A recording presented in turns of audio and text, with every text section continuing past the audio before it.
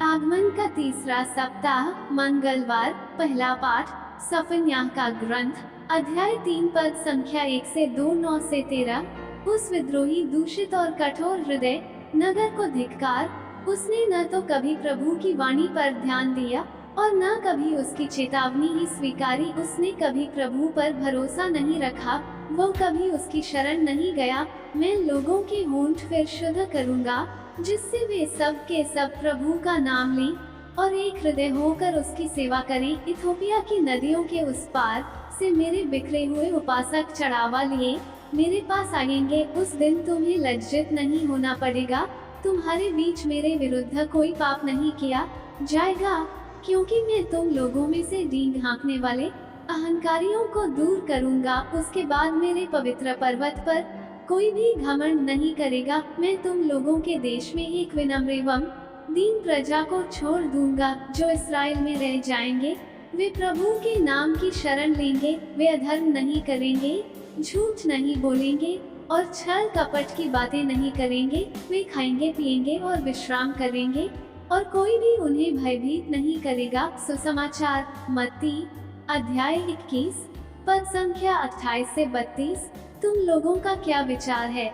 किसी मनुष्य के 2 पुत्र थे। उसने पहले के पास जाकर कहा, बेटा जाओ, आज दाखबारी में काम करो। उसने उत्तर दिया, मैं नहीं जाऊंगा।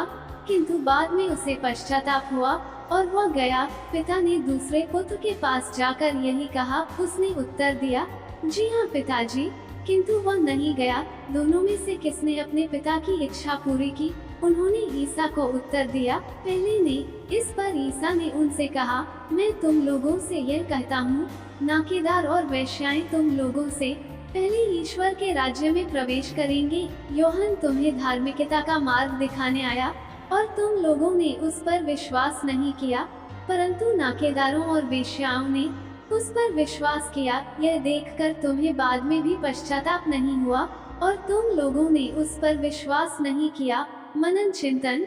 इस दुनिया के लोगों को 2 तरह के लोगों में बांट सकते हैं। एक तरह के वे लोग जो आज के में दिए गए पहले पुत्र के समान हैं और दूसरे लोग दूसरे पुत्र के समान हैं।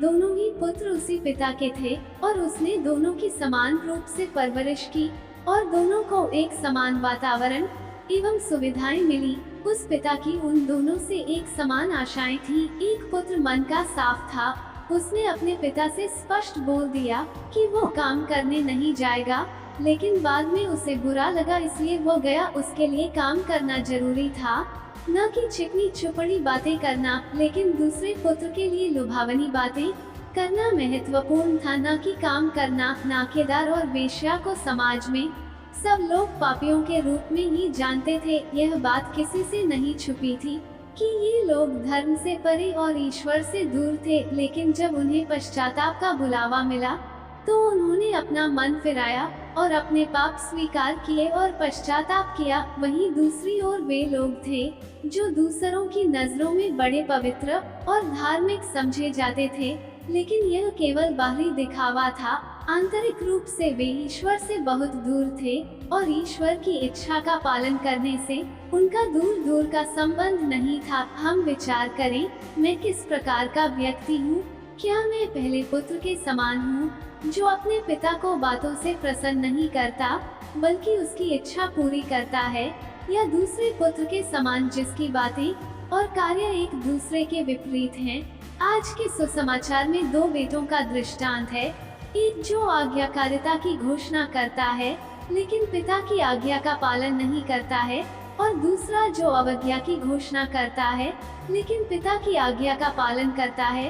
हम इन दोनों पुत्रों की तुलना उड़ाऊ पुत्र के दृष्टांत के 2 पुत्रों से कर सकते हैं। छोटे पुत्र ने खुद को पिता से शारीरिक रूप से दूर कर लिया, लेकिन उसके दिल में पिता के साथ एक बंधन था। दूसरी ओर बड़ा बेटा अपने घर में पिता के साथ रह रहा था, लेकिन उसमें पिता के साथ दिल की निकटता नहीं थी। उसने पिता से कुछ पुरस्कार प्राप्त करने की अपेक्षा की कहना पर्याप्त नहीं है, लेकिन हमें अपने कार्यों के माध्यम से अपने विश्वास को प्रमाणित करने की आवश्यकता है। संत पौलुस कहते हैं, यदि हम ईसा मसीह से संयुक्त हैं तो न खतने का कोई महत्व है, और न उसके अभाव का। महत्व विश्वास का है जो प्रेम से अनुप्रेरित है। हमें चाहिए कि एक सक्रिय और जीवित विश्वास को अपने जीवन में पोषित करें।